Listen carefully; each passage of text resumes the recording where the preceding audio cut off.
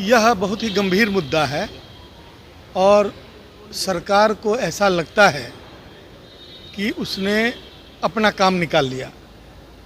गलत हो सही हो, किसी भी तरह प्रजातंत्र की हत्या हो, प्रजातांत्रिक मूल्यों को ताक पर रखकर चुनाव जीत लिया और किसी भी विधि से वो सत्ता में बने रहना चाहते हैं। इसलिए उनकी बौखलाहट संसद से लेकर और बाहर तक दिखाई पड़ती है। जो राहुल गांधी जी ने लोकसभा के अंदर अपनी बातों को रखा था, जो बौखलाहट दिख रही थी सत्ता पक्ष के लोगों की, तो ऐसा लग रहा था कि कोई चोरी पकड़ी गई और उस मुद्रा में रिएक्ट कर रहे थे लोग। डरा हुआ व्यक्ति जैसे रिएक्ट करता है उस तरह से। तो यह बहुत ही गंभीर मुद्दा और ये दबने वाला नहीं है। ये लोग सोच रहे हैं कि उसको दबा दें किसी तरह, दबने वाला नहीं है। जनता इन बातों की तरफ पूरा ध्यान रख रही है कि ऐसा क्या जादू है कि किसी के पक्ष में हवा है और रिजल्ट किसी और के पक्ष में आ रहा है।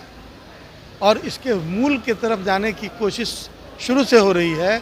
SIR जो गतिविधियाँ हुई, हम लोगों ने ज़मीन पर देखा है कि कितना लोग परेशान हुए।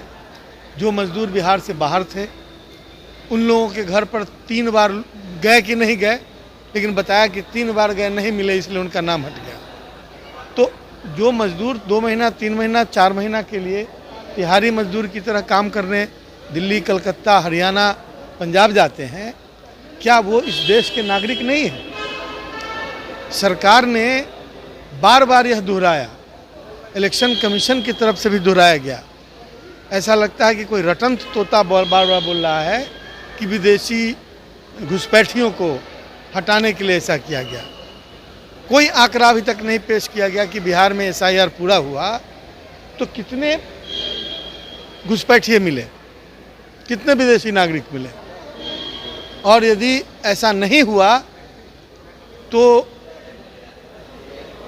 इलेक्शन कमीशन से लेकर सरकार क्यों नहीं मान लिया जाए कि सब एक ही एजेंडा पर काम कर रहे हैं कि किसी तरह जो सरकार जाने वाली है जनता के वोट से, उसको किसी तरह बचाकर और सत्ता पर कब्जा कर लिया जाए।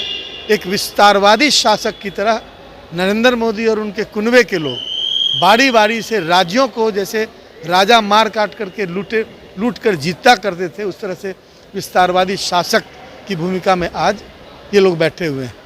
जनता इन चीज़ों को देख रही है। भारतीय प्रजातंत्र की जो खासियत है, यदि उस ब्यूटी को बदरूप करने की कोशिश ये लोग कर रहे हैं, तो फिर अंत में जनता मालिक है। डेमोक्रेसी में जनता मालिक है। आसपास के देशों को देख लीजिए क्या हुआ, अंत में तो जनता ही फैसला कर देती है ना। तो मैं उम्मीद करता हूं कि इन लोगों को सद्बुद्धि आवे और प्रजातांत्रिक ढंग से इन विषयों पर संसद हो, सदन हो, बहस करें और जिम्मेवार सरकार की तरह पेश आवे। जदयू वाले कह रहे हैं कि विदेश यात्रा पर हैं। ये कोई मुद्दा नहीं है, ये कोई मुद्दा नहीं है। हमारा व्यक्तिगत मामला है और इससे कोई राजनीति और कोई मोरालिटी प्रभावित नहीं हो रही है। इसलिए आई एम सॉरी टू से मैं इन सवालों का जवाब नहीं दूंगा। जदयू वाले कह रहे हैं कि कई विधायक राष्ट्रीय जनता दल के हैं जो हमारे संपर्क में, हम लोग साथ 18 विधायक में संपर्क में। अब ऐसा बोल के वो क्या दिखाना चाहते हैं मैं नहीं जानता हूँ। सब लोग जानते हैं कि जो सॉलिडरिटी राष्ट्रीय जनता दल में है वो उनके दलों में नहीं है।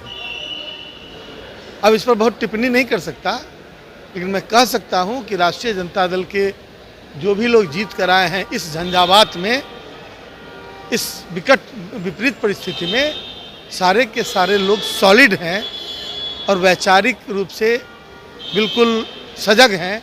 इसलिए ऐसा कोई भी एक्सरसाइज कोई कर भी सकता हो तो विफल होगा।